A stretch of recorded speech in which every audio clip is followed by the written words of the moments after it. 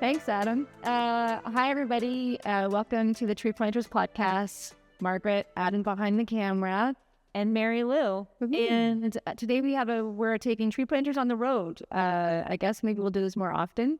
But we wanted to tell you about this special place in Orillia. As you know, since we had Jeff Meneg on our podcast a few episodes ago, we were really trying to talk about truth and reconciliation and what that means for our organization. So in spirit of truth and reconciliation, we are visiting this special place in Orillia. And Mary Lou, kind of tell us where we are, please, today. Well, you're at what is commonly known today as St. Paul's United Church in their non-sectarian, community gathering space. We are in what used to be a gym for children, and we are surrounded in the mezzanine by the Mariposa School of Music. And it is now a location that has been dedicated to truth and reconciliation and has been named in consultation with and agreement with the Rama First Nation to be named after their last traditional chief. And it's called the Ogimami Gallery. And that means primary speaker, or Western world would call it chief. Red Earth Gallery. And Meskwake is where the word Muskoka comes from. So welcome to the Ogimami Gallery, just recently named about 5 years ago, maybe a little less. And it is a collection of 10 years of work of 29 various artists, half of which are Indigenous and half of which are non-Indigenous, in a response to the call to action number 83 that was in the summary of the TRC report that Murray Sinclair released in 2015 up at Rama when he came to visit here to share with the community the facts that were established and the work that was done through consultation with, I think it was about 6,000 survivors of residential school. So it's all about the legacy of residential schools in Canada and the relationship that it has created between settler and Indigenous peoples of Canada. And the people who were interviewed in that process shared what they thought needed to be done in order to fix the relationship. And so Murray and the people on his team were smart enough and kind enough to come up with 94 different perfect plans or suggestions 94 different things that need to be done if we really are interested in correcting this relationship. So this is the call to action 83, that Indigenous and non-Indigenous artists come together to create art to inspire reconciliation, acts of truth and reconciliation in Canada together. So there are multiple phases of this project. So Mary Lou is the curator of this. And so what we're going to do, and Adam's behind the camera there, is maybe we can talk about the first phase, and Adam will kind of be zooming in on the pictures, but maybe there's particular stories you want to share, or there's some highlights, or what the first phase involved, so that people that are watching along, the millions of followers, can really get the sense of how special this place is in this project. So why don't you walk us? So this is the first phase here. Yes. Walk over here. We call each phase a round. And it was mainly because the process itself is a circular process. And so when we finished, after a year of the process, we had all gone around and revealed our images that told the greater story together. So it's sort of like an orchestra. Each one's an instrument, and once you get down, you sit and play together, you have a really incredible story. So this is round one, and it began in 2016. And then the next round was a couple of years later, and that was, it's round two, and then there's followed by round three a couple of years later, and then round four, and we have a community round that is called the fifth round. And as people come in to learn about the images and interact with the images and listen to what the images teach them or call to them. They then created a piece of pastel artwork just as we responded to each other. They create a piece of artwork, and we sit down and work together then and look at those pieces of artwork and understand that fifth round particular to that group. So we have over 100 images, around 5 right now on the website, and it will be a continuous loop that we hope will never stop until the word reconciliation is obsolete and just a banking term. Right. So for phase 1, can you tell us a little bit about how many artists you had? How did this process evolve? Process evolved by putting out a call to the Indigenous community as well as to the non-Indigenous communities. I pretty much did the non-Indigenous community, and Jeff Menig, who supported the process, helped us find the Indigenous artists of the area. And all of us were people from Simcoe County. We have an abundance of Indigenous artists in this area. It's unbelievable.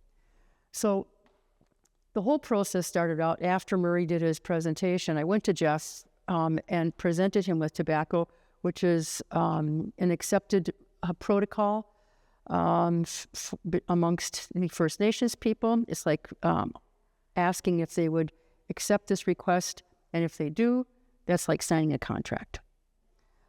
So I asked him if he would consider helping us in this process, and he said yes. So we invited two knowledge keepers from the Indigenous world, Elder Ernestine Baldwin from Nawash, unceded, and then Jeff Menig, a knowledge keeper from Beausoleil First Nation, male, female, to be our advisors and the spirit keepers for the Indigenous world philosophy. And then we had Dr. Austin Clarkson, a musicologist, world-renowned. I used to be the head of musicology at York University. He was the male knowledge keeper, and his partner, Beverly Bond, who was the president of the Jungian Society of Psychoanalysts in Ontario, she was the female component. So if we had questions or concerns or something was really disturbing us, we had somebody from one of those cultures, whoever we needed to chat with, to understand what was going on so that we would grow from the experience. So they were our 4 supervising elders or knowledge keepers. Whatever we did, it was always Indigenous and non-Indigenous, so that Murray asked us to elevate both cultures' worldviews to equal levels of respect and understanding. So that's what we've strived to do. So that the first round, when I approached people, I had really interesting responses, like, gee, I don't know anything about that, or truth and what? What is that about? Or some people would say, wow, it's too big. That's too big. I'm just one person. And some of the Indigenous knew a little bit about it. But it's interesting that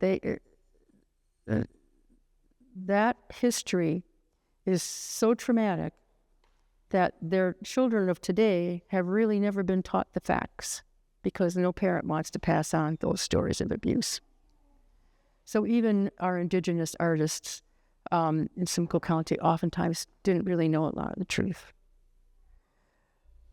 So I said, well, I guess that qualifies us all to be Canadian, because none of us know a lot. So Which is why you win. That's right. So let's start. And actually, that indeed is what the first round, and when we look back on it, we see this. We did not see this as we went through it. We did not realize that the first round was going to be us vicariously for the community learning the truth. And that was eye-opening for everybody. Totally eye-opening. And it went from head to heart to spirit to body and came out in art. And it created a very safe place for us as artists from both cultures to come together and talk about tough things. to be able for us both worlds to say, I had no idea. Now I understand a little bit. So this one is actually about learning the truth, and I love it because we had two the night of the blood moon in 2016, in October, we began this round, and we went into a sweat lodge, and Paul Schilling was our sweat conductor, and so we went in, and it was the first time for many people to go into a sweat lodge, and we all asked the kind spirit, please grant us an image that will touch the hearts of all who experience it and inspire them to acts of personal and social acts of truth-finding and reconciliation. And so when we came out of the sweat, we feasted, as is their tradition, and then we sat down with two baskets of names, one basket of Indigenous and one of non-Indigenous. And as a curator, I had the privilege to be able to decide which culture is going to go first. And let me explain why I chose what I did. I chose that a non-Indigenous person would be the first because before we came, there was an incredible civilization here, and it was working beautifully and in harmony. Of course, there were some difficulties, but there was a well-defined, well-progressed, developed civilization here. When we came from afar, we introduced a huge change, and it's what Paul Schilling would call the Great Disturbance. Something changed, the balance of harmony and relationship to the land, to each other, trees, animals, waters. That was tipped out of balance. Anyway, so I thought, okay, let's introduce the settler population, those from away, into what is already here. And so we drew from the non-Indigenous basket first, and it was Xavier Fernandez who was chosen. And these are all these little things that we learn along the way. In the Indigenous world experience, the East is where the sun comes up in the morning, and that's where the light bulb of an idea begins. Oh! And who is the most Eastern person? But Xavier Fernandez, he was born in Pakistan. And he's here. And he knows absolutely nothing about the history. And so when his name was called, he said, oh, I'm glad I'm not the first one. My number's 11. I said, no, you are the first one. So each one of the artists was requested to read 4 basic bits of information. One, the TRC report. 2, a children's story by Eddie Benton Benet, an elder in the Dewawiin Society, that talks about the story of the Anishinaabe creation and worldview. It's a lovely introduction to a very different worldview. The 3rd one was the Anishinaabe Almanac that told the 13 stories of the 13 moons. And the 4th one was UNDRIP, the United Nations Declaration of the Rights of Indigenous Peoples that Canada has signed on to. And then for a bonus, there was a little booklet that Georgian College put out for their Indigenous education department, and it was called Indigenous Spirituality 101. And it's just little things like red, yellow, just basic observations, little artistic facts about it. This is what is most commonly seen in this tradition. So we all had something that we could understand, we could talk about. And so he did a wood carving or a wood cutting, which is an extremely difficult process. And he says, I chose to do that because when you carve into wood, you create light. So we were coming out of darkness. And so he expounded on the story that there was a time when the Creator looked down and said, the humans aren't doing very well down here. I think I should just start all over again. And the eagle went to the Creator and said, don't do that, please. Let me just look around and find somebody. I'm sure there is. It's sort of like Noah. So the Creator said, well, go and take a look. So eagle flew around and sure enough found one Anishinaabe family who is still following the good road and their original teachings. So if you look really closely at his, he has, first of all, the feather from the eagle. And in that little white spot up in the corner, you'll see a little, looks like a little cross. It's really an eagle who's coming at the break of day into the world of darkness that's been illuminated by 7 different campfires. And there's a white buffalo who's starving. So he pulled together the images that really meant something to him. But basically, it's coming out of ignorance. It's that moment of recognition and consciousness, the beginning of asking a question to find the answer for truth. And the truth that we're seeking is, we know that there are things that happen on this planet. We know that at one time we know that our ancestors, I'm going to speak from the settler now for a minute, the settler population was pushed away and for whatever reason had to leave their homeland, and they came here. And if we look around the world now, we would call that weaponization of migration. So it was one of those original forced migrations. We were forced to leave the land from which we came, which causes tremendous separation and trauma. With that tremendous separation and trauma, we are affected. We have all sorts of grief and sorrow and habits of survival that worked over there. But when we came here, there were already people here. And we're only learning now how it truly affected them. So in the first, we are now coming to learn our true historical events from the settlers that we projected onto those who were here already. And we are only learning now what we as a people, through our institutions, have done on our behalf at their expense. So every feather has 2 sides to it. And so he's looking to learn the truth from the other side now, as well as his own true history. The 7 campfires talk about the 7 prophecies of the Ojibwe people, and we are entering the 8th fire, which is a time that we must make a decision, and it will be one of 2 things.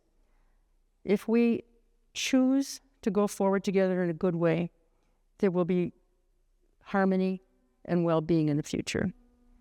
If we choose to continue, then there is no answer to what will happen, but it ain't going to be good. We really can't go on because the earth can't go on any longer with our interaction with her the way we are. So he clued into that. So he passed a moment of awakening on to an Indigenous woman named Marilyn George. And she comes from Serpent River, up by up on north of Superior, Cutler. And see, there's the feather. And there's an Indigenous family in this kind of lake bag standing on the grass. And we see a sun motif, which is really all of the directions, it is the origin of life, energy, north, south, east, and west, the sun. And we have this eagle, but it's really a teardrop. And she said, when I was a kid, I remember when the black cars used to come to the reservation, and they would start hunting out the kids. She said, I was the daughter of a trapper. We spent most of the time out on the land. She said, I was never taken. She said, but we all knew that we had to hide. Yeah, imagine that, eh? You're out there one day, and you go home, and your kids aren't there because they're going to be civilized. Sir John A. Macdonald, in an attempt to create Canada, or a nation, on this land that was obviously not settled by Judeo-Christian Europeans, it was called Terra Nullis, which means the land on which no one lives, therefore no one owns it. And the doctrine of discovery meant finders, keepers. If you find people, they're yours, just send the souls back to the Pope. Extract the resources, send it back to England. or France or Portugal or to the Dutch, or the Portuguese. So Turtle Island, in the experience of the people who lived here, was a live animal, a live place. And never had they encountered a people who came to kill off that living earth and create a monopoly. There was free trade here long before we ever invented the word. Anyway, there were trade wars too, but that's part of being human.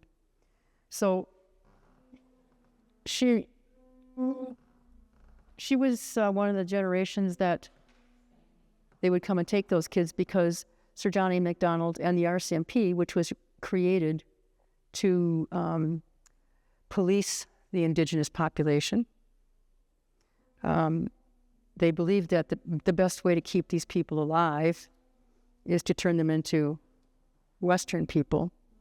And that meant that they had to remove those kids in the education process away from their families physically.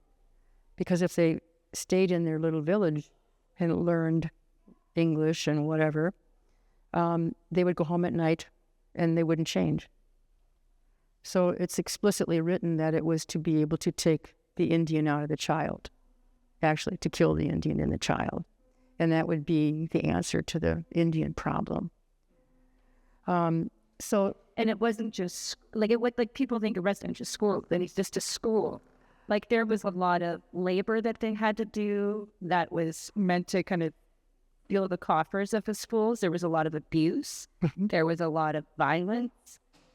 So I think sometimes people think, oh, it's a school that you stayed at, so much like a private school now. It wasn't like that at all. It was a very sanitized name for what actually was there. Slave labor, abuse, violence, mental and physical torture. Like it was not just a school, right? It was a do or die situation. Some of those children, when they were brought to the residential school, never saw their families again for maybe 16 years.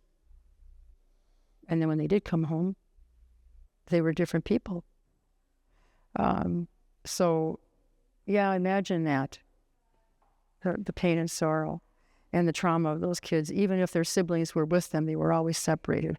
They weren't able, of course, not to be able to speak their language.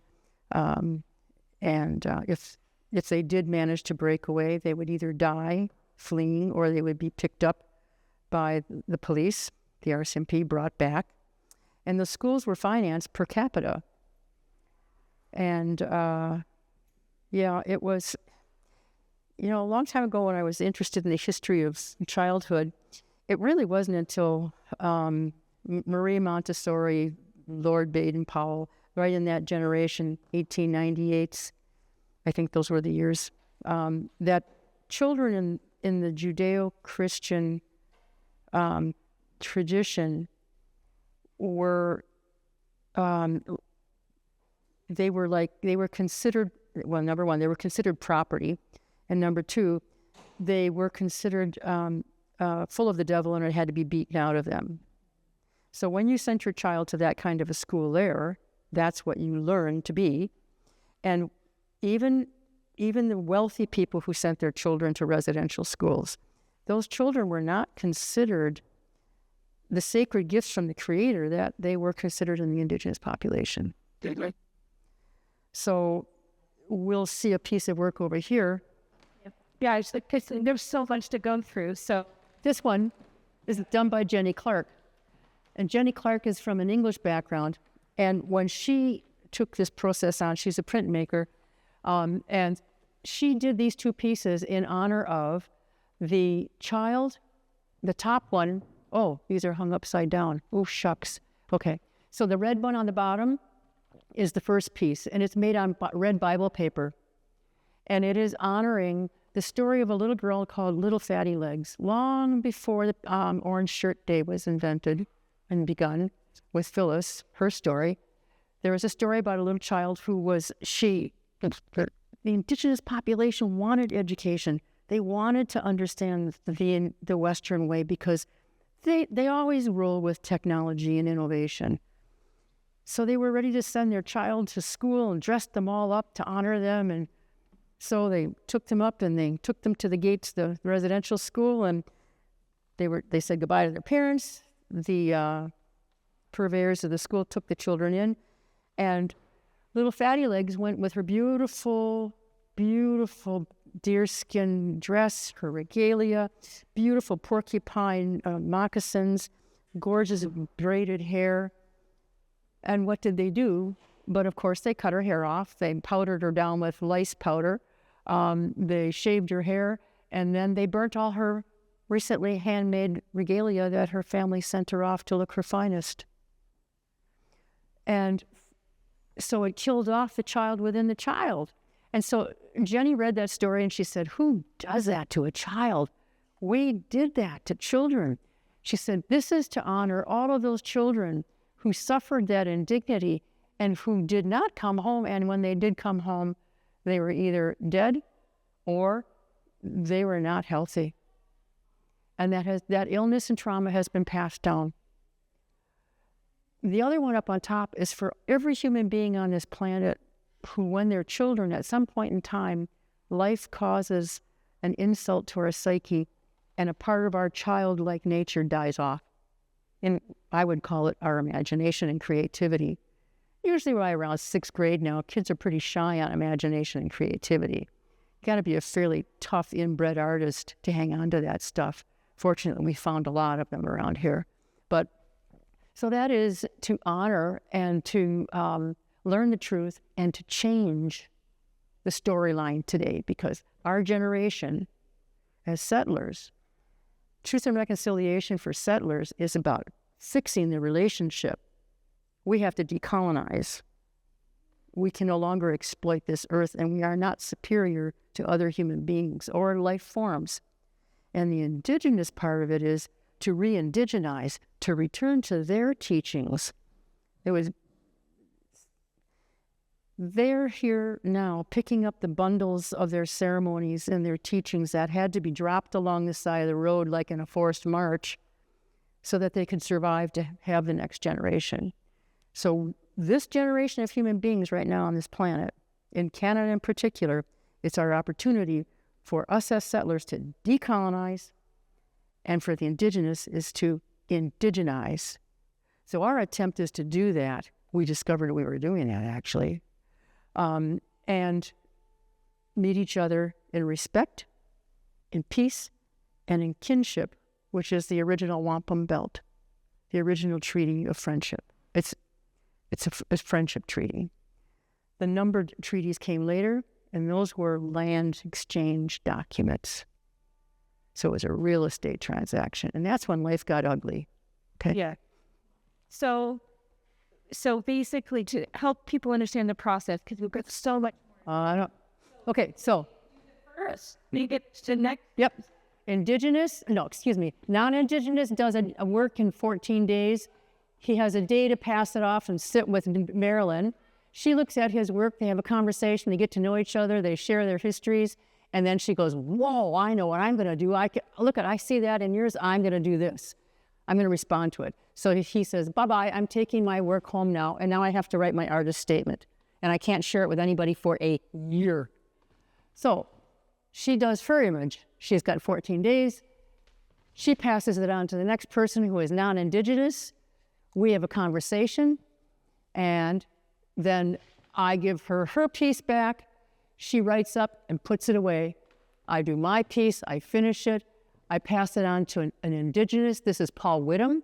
Paul Whittam is a young man who is what is referred to in his experience as an Indigenous child was he is a 60 scoop baby. And actually, in this painting, he painted his little son, Frankie, who was born in the very first round. That little boy was born. And Paul is struggling with, how do I, as a child who was stolen from my mother at birth, because she was Indigenous, therefore she wasn't qualified as a parent.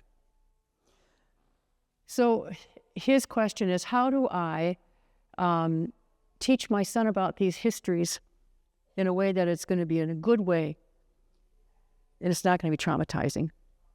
Yeah. So he passes his on then to John Ulrich. John Ulrich listens to his stories, and you can see the kind of, like, here's birch bark circles here, birch bark circles there. There's sun transition time, the water moving. There's the water over here. There's trees. Now we've got the palisades for the weirs from Minjikaning. Paul Schilling's house has weirs for fences. His fence line looks like a weir. And so we had our ceremonies on his property or his lot for sweat lodges and feasts and stuff. So John is taking the energy from this and creating his impression and his response. Okay. On to an Indigenous, which is Rob Henry. Rob Henry is related to the person with the first Jingle Dance Dream as a medicine healing dance. And the hands that you see are his and his children.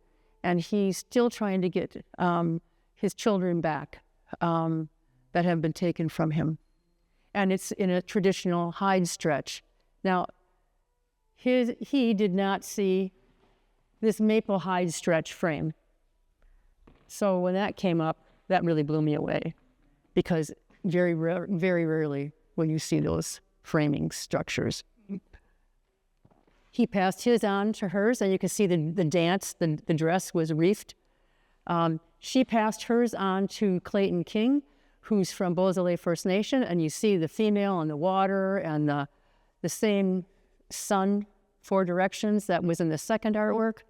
You see the trees from the Muskoka areas. This is a Beausoleil Island scene, and it's the story of the birth of the mermaid and merman peoples. He passed his on to Peter Adams. This piece is made of Russian basswood. Peter is a landscape artist. He said, I don't think I can do anything about this topic. I only do landscapes. Anyway, he was out by Kamloops. And he was walking around in this area that had petroglyphs. It was in a park. And he was kicking the leaves aside, looking at the petroglyphs. And he was asking himself, I wonder what is buried in this earth that we don't understand yet. And he calls this cultural excavation. And he's marveling at how short the human memory is and how long the earth memory is. And for some reason, he painted a residential school class portrait buried. 7 years after he created this, they confirmed those children. I called him up that night when it was released on the news. I said, Peter, you tapped into something 7 years ago. Why did you put that residential school picture there? He said, I don't know. I was just wondering about cultures that were buried in the earth. Yeah, I still get goosebumps thinking about that. Just to be explicit for the viewers, what you're saying is that this was done before. 7 years before. Even though the Indigenous population knew Yes. their children were buried at residential schools. Yes. Died at residential schools. There was the fight to deny. Yes. 7 years prior, he talks about buried children. And then it's confirmed that there are children buried at residential schools. That's right. Yep, that's right. So he passes his off to Nancy King. And Nancy King talks about the works of Lee Merkel, an Indigenous writer from the area. And she talks about violence to the earth is violence against women. And she also beaded on the original little petroglyphs. And so when we had our first show here, people asked, well, what do those petroglyphs mean? And she said, I don't know. And you tell me, you took my language. So that has a way of touching your heart. So she's in her regalia, and she is a traditional dancer. And there's another regalia. There's another regalia. So the female regalia keeps popping up, okay? She passed hers on to Christina Luck, who is one of the original Scottish families on Penetanguishene Road. She was going through her ancestors' journals and found one of her great aunts' journal. And so she did this piece that looks like a blackboard, which is kind of like a residential school. But in this book, she found the sinus cure. And it says, get the root of bloodroot, dry thoroughly in the sun, grate into a powder, sniff it up the nose. Will make you sneeze, but will cure sinus. Bloodroot has a small leaf, and the sap of the flower is the color of blood when dropped on your hand. So somewhere along the way, the only place in the world where bloodroot grows is the northeastern quadrant of Turtle Island. So her family came from Scotland. So, everybody in Ontario has sinus problems at certain times of the year. Well, here we are. Someone's giving that person a medicinal cure for sinuses. And it's not her mother from Scotland. Because they wouldn't know about bloodroot. That's right.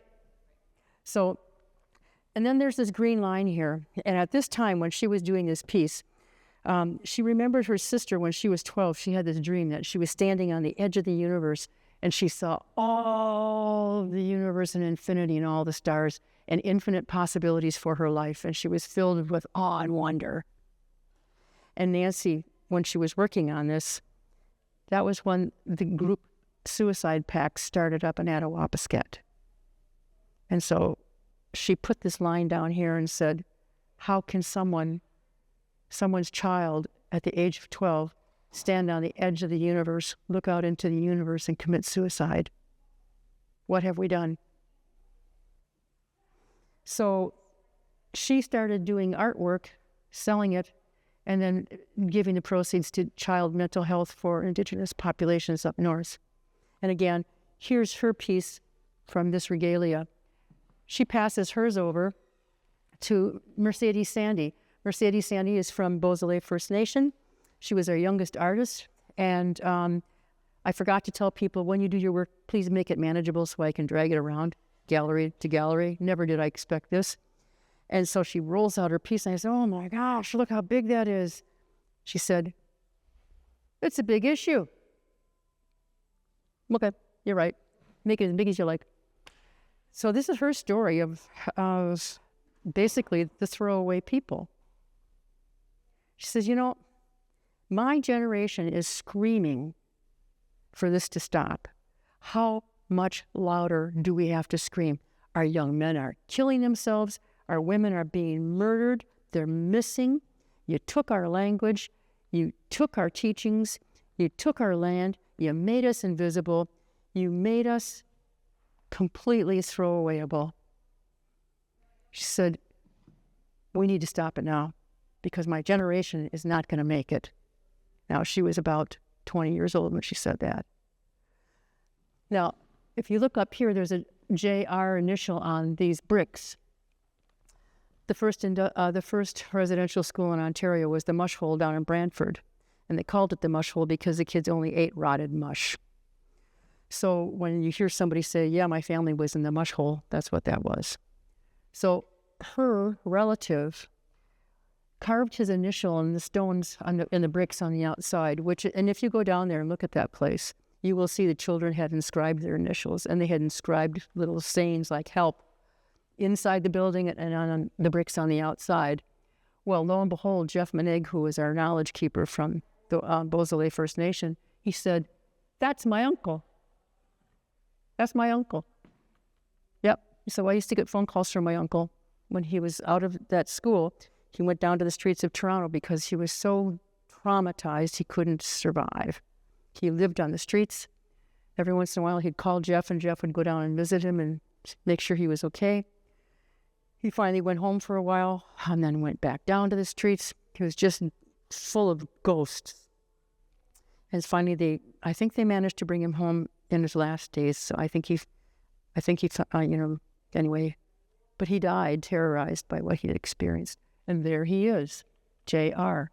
So she passed hers on to Joanna McEwen, who is a renowned artist and art teacher in this Simcoe County area. And Joanna says, you know what? I looked at those bricks, and she said, I'm a person where the world is half full. I'm an optimist. She said, this is my painting where this is going to finally fall down. That wall is going to disappear. It's going to go back into the earth. They're going to dissolve. And look, there are strawberries down here. And first, it was usually hung a little lower, and some little person said to me, "Look, there's all 3 different phases of the strawberry down here," and then Joanna said, "Yeah, I went to bed and it was all fine." She said, and then I got a dream and I sat up in the middle of the night and this voice said, "You need to put 2 crows in that painting." Okay. So she did. She got up, studied the anatomy of a crow, put them in there. She said, "I have no idea why they're there." So the little kids, when they were coming through the gallery one day, I said, what is this? They have strawberries. Okay, who plants strawberries? God. Okay, who helps God plant strawberries? Birds. Birds. All of creation is waiting for us to make this thing topple down, to return it to the earth. The birds are willing to plant the strawberries, which is the fruit of reconciliation. They are willing to poop the seeds. They are waiting. So this isn't something we're doing alone. All of creation is waiting because we have the power to take down all of creation if we don't. Human beings have the ability to destroy all of creation. So they're doing their job. They're feeding us. They're doing the best they can to carry seeds from afar to destroyed areas, just like Gaza, so that we can survive. She also was a lace maker. This is called Turgeon lace, and she's up from the Penetanguishene area. And she said, this is the stuff that the Queen used to wear. Yards and yards of it, ruffle stuffer and the 3 Musketeers. She said, lace makers only were as wealthy as they were fast at creating lace. Well, she created this and she put the medicine wheel colors in to honor the Métis population, the coming together of the English, the French, and the Indigenous in the Penetanguishene area. She got done doing the first one, and she said, "Oh my gosh, I got it backwards." So she, a couple days later, created another one. And to listen to this woman with a little pillow, with all of her little bobbins and all of the threads, all you can hear is... She was unbelievable. Turgeon lace. It was passed on then, that image of the strawberry was passed on to Jeanette Lucchese, who's a first-generation Italian. And when she learned the history of what happened in the Truth and Reconciliation summary, she went crazy. She said, "I'm so angry. No one when I was in school. First-generation Italian. Nobody told us about this. I am so angry." She said, "I had a friend who lived up in Rama. I went up to visit once and said, how come these houses are all painted the same color?" And the answer was, well, because that's what the government gave us. You mean you don't have a choice? No, we get what the government gives us. So she was so disturbed by that. Whenever she would talk in public, I said, well, you know what? You got to express it, because guess what? A lot of people are going to be really angry when they find out the truth has been withheld, and that was an intentional withhold, because who wants to have to admit that the people that are representing us have intentions that are unkind? So this is her profile, and this is the essence of the Indigenous people. She said, you know what? See these images here? She said, these are people coming in and out of the dark, more incredible energy. And this painting, Paul Schilling's painting, was over here in the original hanging. So this is continuing off right into Paul's picture, which is over here. She said, the resilience of the people of the earth is so powerful that they will definitely be going on no matter what happens. You'll see her evolve over time. It's really very interesting. And then here's Paul Schilling, the last one. And every public school in Simcoe County has a copy of this, plus his story, to set the tone for truth and reconciliation in Simcoe County and the public school board. So there was about 123. So Paul is from Rama, Minjikaning, And he's one of 13 children. And he is a product of residential school parents and all sorts of other difficulties that his people and his family lived through. And he depicts the profile of a human being of all different races, creeds, genders, whatever you want. That's the essence of humanity. And look, there's that feather. It keeps propping up. Anyway, and so he tells this story about this. He says, truth and reconciliation. I accept your apology. Your apology made me cry from somewhere deep inside for my mother, my father, sister, brothers, and for my children. But I ask you this question. What possessed you to kill the child and the First Nations people? That's the same question that Jenny asked. To turn my people into an ugly stick. So wickedly, they hated themselves, picking up the broken pieces of their traditional ways. To do something so unkind as to be lost to yourself. And this is something we're hearing now in society talk about. I'd never heard anybody ever express it that way. To do something so unkind is to be lost yourself, to be broken and torn from your sacredness, which is yourself. There's a grandfather, in the language, the word is mishomis, and his 7-year-old grandson. The grandson has a friend who is also the same age. Now, his friend is a Shoggonaut, which means light-skinned. Mishomis is teaching his grandson about life, and today he's going to tell him the teaching and the sacredness of the 4 colors. As Mishomis prepares himself, there's a disagreement between the 2 boys, and the grandson asks his friend to leave, come back tomorrow. His friend does not want to leave, but out of respect, he agrees and begins to walk away. At this moment, Mishomis calls to both boys to come back, sit by the fire. The Shoggonaut boy couldn't help himself, and he turned and he joined Mishomis and his friend. Mishomis, says the grandson, I asked my friend to leave, and now he came back. Would you explain to my friend that it's been 500 years since we lost our culture, and we're once again finding and rediscovering ourselves? Mishomis asked my friend to leave. Mishomis sits the boys in the circle. Grandson, it's a hard journey to unravel and to fix what is broken. Yet it's been 500 years since we lost our culture, and the way home can be painful. But let me tell you something about your friend.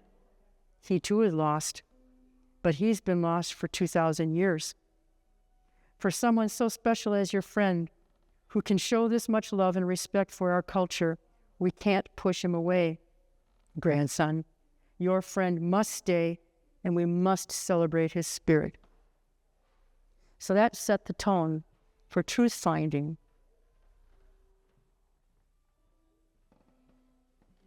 So the second round. Well, just before we go on here, this is the problem because we only have so much time. Well, So we're going to do another episode. This is what I'm kind of thinking. Seriously. Maybe we come back for phase 2 and 3, Adam. What do you think? And 4. 4?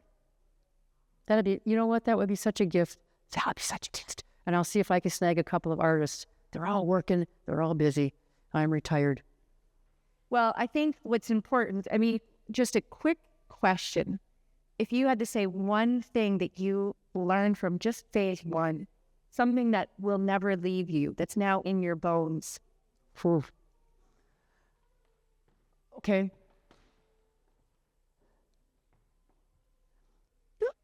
We are repeating an obsession. And our generation has to break that obsession. There is another way to live that does not involve dominion over. And it was here long before we ever showed up. And it's simple. It's simple.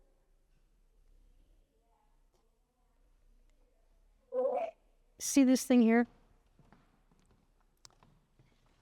Just before you leave, I just want to show you this. This is one of our young female artists. See that bust of that woman crying? Okay. That was her first painting.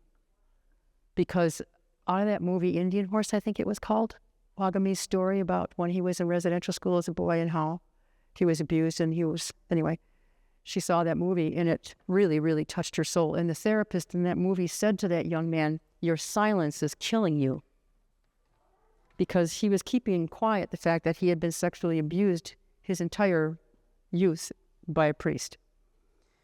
So, right. Okay. Now, are you filming? Yeah. Okay. Go turn the lights out on the outside wall. There's 3 flicks on the just outside, right on your right, on the right side. Okay, outside, out right there on the wall, on the outside. Yep, we'll turn it back on in a minute. Okay, turn them all off. This is what this young woman did. She said, "This is truth and reconciliation." This is her 4th round, so she's been with us for 2 rounds. She's about 28. She said, "When I become the person that I was meant to be on this earth, and you become the person that you were born to be on this earth, and we are free and support each other to do that, and truth-seeking, so we can have our own personal sovereignty, we have to then choose." And here's what happens when we choose to learn the truth and to respect each other's sovereignty. And it's just that easy. Or you can choose to never turn it on. But once you do, at the fire of life, you become your authentic self. Or, as Paul Schilling would say, now that we know the truth, we have to make a decision. Do we kick the can down the road and do nothing and ignore it and make the future generation continue the obsession until it gets worse? Or do we have the guts, the courage, the humility, the wisdom, the love, the generosity, the values that the First Nations carry? The Judeo-Christian system teaches thou shalt not. The Indigenous teaching teaches thou shalt walk with love and the following attitudes. Doesn't tell you what is good, what you can or can't do. But these are the values and attitudes. There is no such thing as thou shalt not. We're big on thou shalt not, but we forgot what is thou shalt. So when there is a difference and a relationship is broken, we don't know how to mend it. Or we can choose to kick it down the road, like Gaza. There it is. It's a conscious choice. And that's what Paul is challenging us. So what's my one takeaway? Every human being that is touched by this is an embodiment of hope. I am the hope of my ancestors. I'm here because of them. You're here because of your ancestors. All of their strengths, all of their gifts, their DNA, their mitochondria. Same with the Indigenous. Every human being, every plant life. Now, we have to make a choice. Are we going to be their hope that they struggled to come here to birth? And the very fact that we're here means yes, because this turns hope into an action, not just a philosophy. And reconciliation is about the act of going forward together in a good way, in peace and in harmony. That's my takeaway. We can't avoid it. Every choice I make today is a 150-year ripple for 7 generations. And we have forgotten that because we were abandoned by our homelands and it tore us apart.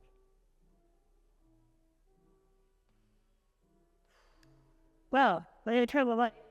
Okay, the lights are coming on. Now I get pissed off when I turn the lights off. Don't record that. Breaking up the... Isn't that beautiful?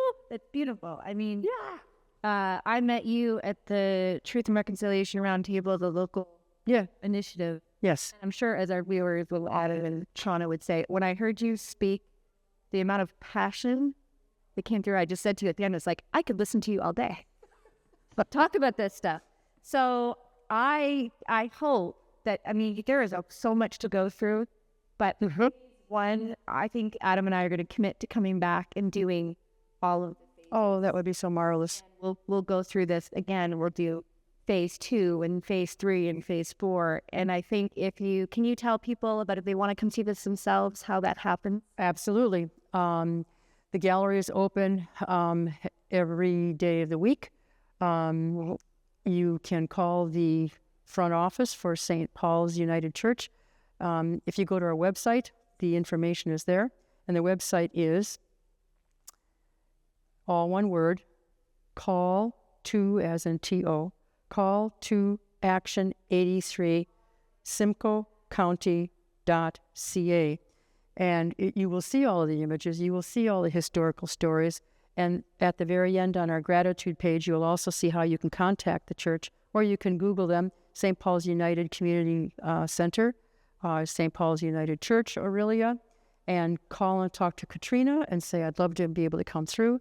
And if you would like to have a docent, someone to meet you, I'm more than happy to do that. And if you just want to stop by, bring your cell phone so that you can look at the image and pick up the stuff that's on the cell phone until we get our QR codes and other things ready so that people can self-guide their tour. We do coursework for high school students who are taking Indigenous Studies courses. We're hoping to be able to do some professional development for educators. Any group, we're open. For every 6 people that want to get together, we'll sit down and do a settler workshop to help settlers come into the present, deal with the truth of the facts, process it in a good way, and imagine a good way forward, and decide what they can do. We're looking to do some workshops on choose a call to action, how to do that. We can do just about anything with this, and just give us a call. That's great. Well, thank you, everybody. I'm leaving. I struggled a little bit. Thank goodness the camera wasn't on me the whole time because I was tearing up quite a bit. I know. You have that power instead of... Oh, that's that kind spirit thing. Nobody walks out of this place without feeling something. Yeah. So we'll leave it for now, but it's a for now because we're going to come back and do all the other phases and we'll be in coordination. So if you haven't had a chance to come see it, please. This is one of those things that in Simcoe County we think we don't have culture, we don't have things to do. There's this whole thing about, you have to go to the city to get culture. But there's so much richness here that take advantage of it. So thank you, Mary Lou. You're welcome. Thank you, Adam. Thank you, Adam. In the background, and we'll see you guys next Tuesday at 11, Adam? Sure. Maybe. We'll see you soon. Just keep posted. Oh.